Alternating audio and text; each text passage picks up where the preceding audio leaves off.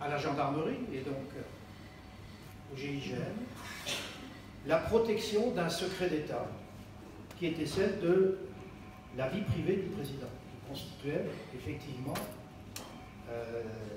quelque chose de très particulier, qui pouvait être sujet effectivement à une déstabilisation de l'État dans le contexte de l'époque si on savait que le président avait une deuxième vie, une deuxième famille. Et donc on devait assurer la protection de ce secret d'État, en plus de la sécurité des gens, des personnes qui en faisaient partie, bien évidemment, et en plus de la sécurité d'un président de la République dans sa partie officielle de vie. Et puis très vite, il en est arrivé un autre secret d'État, qu'il a fallu protéger aussi, ça a été la maladie du président, qu'il a fallu là aussi assumer, dans un état d'esprit, dans des rapports particuliers à établir avec le président dans son intimité la plus totale. Et au fur et à mesure que les ans sont passés, les liens se sont rapprochés, et donc une autre partie de la mission, un autre aspect de la mission s'est mis en place, qui a été plus de l'accompagnement. Accompagner non pas le président de la République, mais accompagner l'homme qui se cachait derrière le masque du président de la République, et qui, comme tout être vivant, qui est confronté à la maladie, confronté à la souffrance, à la douleur physique, à la mort, à la peur de la mort, c'est cet accompagnement-là qu'on a dû faire, et tout en essayant de protéger cela du contexte extérieur, c'est-à-dire du contexte public, ce qui nous a conduit naturellement à découvrir un autre président, un autre homme derrière le président, et ces rapports d'authenticité, ces rapports humains profonds entre un président et ses gendarmes, qui n'étaient plus du tout d'un rapport normal que l'on pouvait imaginer, ou que l'on peut encore imaginer aujourd'hui, entre une sécurité officielle avec un président de la République.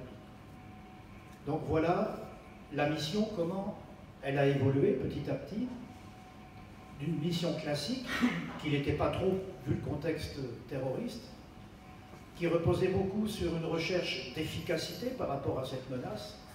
On est passé naturellement à la confiance, une confiance solide pour assurer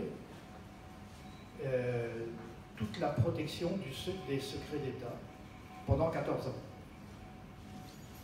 Alors, voilà l'évolution de la mission. Merci.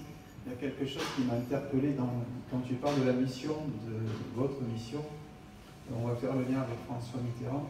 On va aller un petit peu dans la profondeur aussi, hein, puisque François Mitterrand, quand on relit son histoire, et quand on lit aussi l'histoire du livre, hein, je dis Alain, ce livre pour moi c'est un parcours initiatique. Il y a différents niveaux de lecture, un peu comme François Mitterrand. C'était quelqu'un qui était initié, inspiré, qu'on accepte, qu'on rejette. Et dans le livre, il y a quelque chose qui m'a marqué, c'est le GSPR, l'accompagne en silence. Peut-être que tu peux nous en dire un peu plus. Sur le chemin de sa quête intérieure, pour lui garantir la paix et la sérénité dont il a besoin. Est-ce que c'était pas ça finalement l'une des missions cachées qui au départ n'apparaissait pas au-delà des secrets d'État finalement?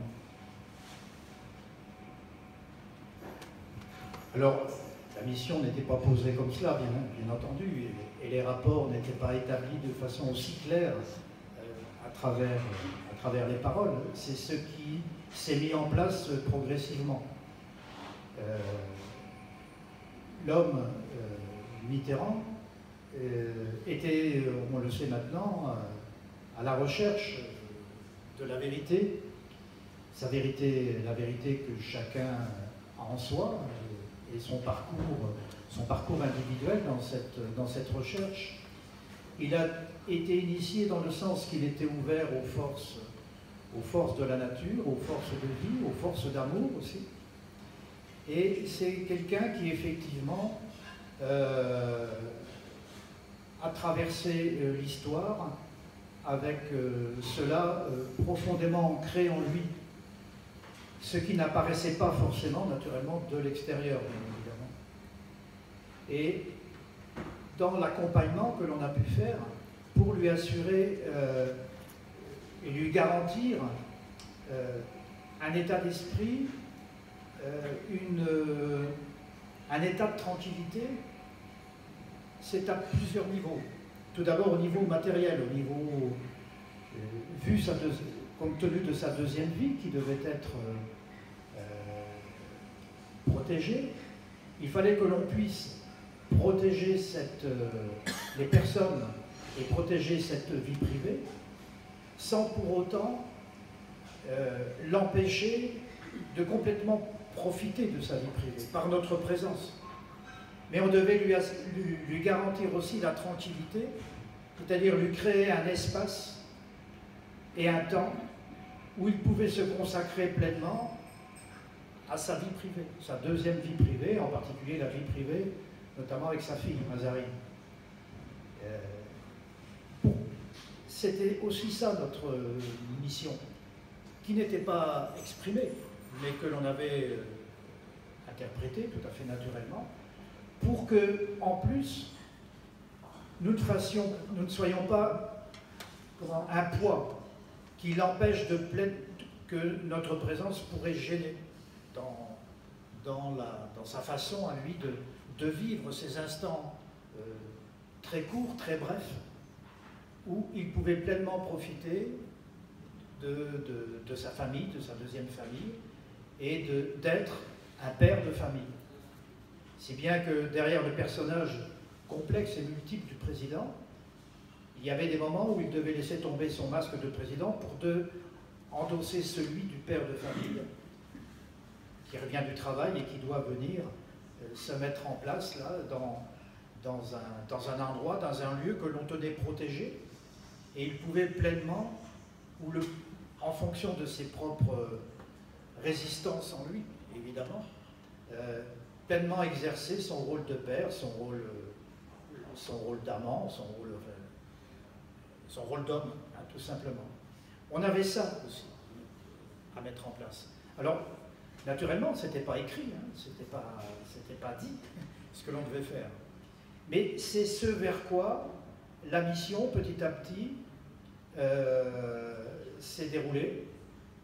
Et c'est ce qui a permis aussi d'établir ce lien d'intimité, de rapprochement, de confiance absolue entre le président et nous.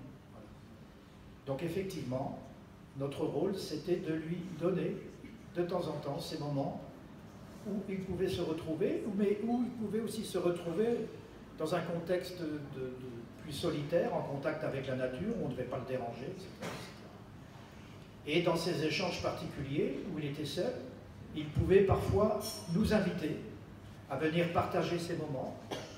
Et c'était naturellement d'une grande richesse, car on voyait l'homme évoluer, on avait aussi ses discours, on avait aussi ses réflexions. Il nous interrogeait, il interrogeait les gars, naturellement. Et à travers leur authenticité, les gars répondaient. Et dans cet accompagnement, sur une forme de voie spirituelle, qu'on a pu rencontrer naturellement en France, à travers les campagnes françaises, qu'il adorait, naturellement. Toutes les campagnes françaises, on ne va pas faire la liste, mais qui sont chères à son cœur. Il y avait aussi les voyages à l'étranger, et en particulier en Égypte, où là, naturellement, il y avait une recherche encore plus approfondie, puisqu'elle devait conduire jusqu'aux rives du Nil, et donc jusqu'aux rives de la mort. Et donc là, il y a quelque chose d'encore un peu plus profond, et en particulier avec le symbole du Sinaï, que j'explique un petit peu dans le livre, qui n'était pas seulement une visite touristique. Ces visites n'étaient pas seulement des visites touristiques, c'était aussi des visites, c'était aussi des moments de profonde contemplation, avec un travail intérieur profond, et des échanges d'une richesse extraordinaire, parce qu'en plus, il était très instruit, naturellement. Comme question, tu vois, c'est comment ça t'a transformé finalement cette... Alors j'ai envie de dire, parce que le titre, pour revenir au titre de départ, je trouvais que le titre n'était pas tout à fait approprié. Et tu m'as dit, bah, c'est quand même moi qui l'ai choisi par rapport à une multitude de titres que l'éditeur avait choisi au départ.